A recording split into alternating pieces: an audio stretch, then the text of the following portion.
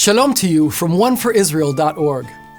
How can I experience God's Sabbath rest? And what is the significance of the Sabbath commandment for believers today? This week's Torah portion, Parashat Emor, presents the feasts of the Lord which Israel was commanded to keep.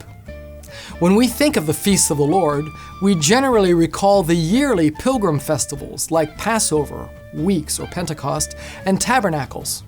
Or perhaps we might remember the high holidays, the Feast of Trumpets, also known as Rosh Hashanah or the Jewish New Year, and the Day of Atonement. But God's list of holy days, as recorded in Leviticus 23, actually begins with the weekly commemoration of the Sabbath, which in many ways is the model for all the other holidays. In Leviticus 23, God commands Moses to speak to the people of Israel and say to them, "These are the appointed feasts of the Lord, that you shall proclaim as holy convocations. They are my appointed feasts. 6 days shall work be done, but on the seventh day is a Sabbath of solemn rest, a holy convocation. You shall do no work. It is a Sabbath to the Lord in all your dwelling places."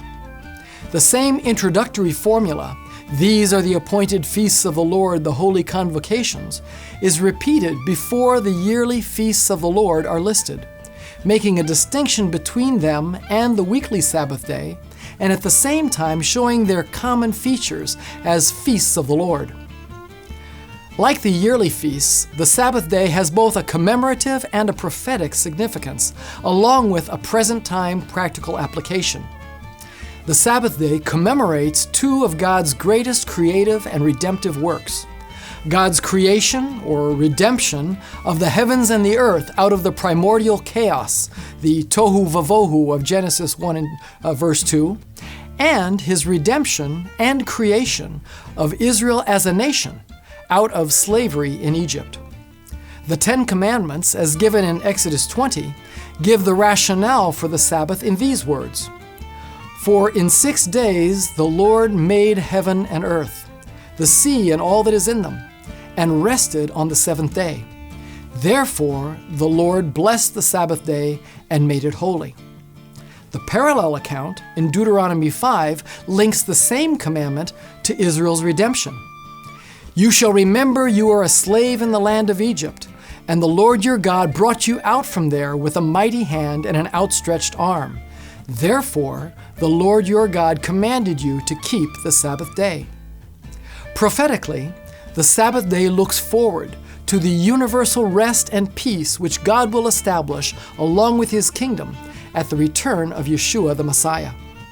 Genesis 2 records God's resting at the completion of creation just prior to the description of the Garden of Eden in all its perfection, the embodiment of God's kingdom on earth. Isaiah 11 looks forward to the redemption of the fallen world and the reestablishment of that Garden of Eden perfection by Messiah, the Son of David. At that time, Isaiah writes, "The wolf shall dwell with the lamb, and the leopard shall lie down with the young goat, and the calf and the lion and the fatted calf together, and a little child shall lead them." The book of Hebrews cites Psalm 95 to show that neither Moses nor Joshua was able to bring the nation into God's Sabbath kingdom rest. For if Joshua had given them rest, God would not have spoken of another day later on. So then there remains a Sabbath rest for the people of God. That rest will only be fully manifested when Yeshua returns to set up His kingdom on earth. Nevertheless, we who have put our trust in Messiah Yeshua experience His rest in anticipation of that future day. For we who have believed enter that rest. For whoever has entered God's rest has also rested from his works as God did from His. Yeshua invites us to enter His rest by faith today, relying on His perfect work on the cross and resting from our own striving. He said, "Come to me, all who labor and are heavy laden, and I will give you rest." Please join us next week for another installment of 5 Alive. Wishing God's shalom from One for Israel, and don't forget to share. Our ministry, One for Israel, is an initiative of native-born Israelis on the forefront of media and high-tech evangelism, boldly proclaiming salvation to Israel. Raising up leaders and equipping them with the tools they need to transform our communities. We also provide humanitarian aid to Holocaust survivors with the love of Yeshua. Join us as we share the gospel in Israel. Become one for Israel.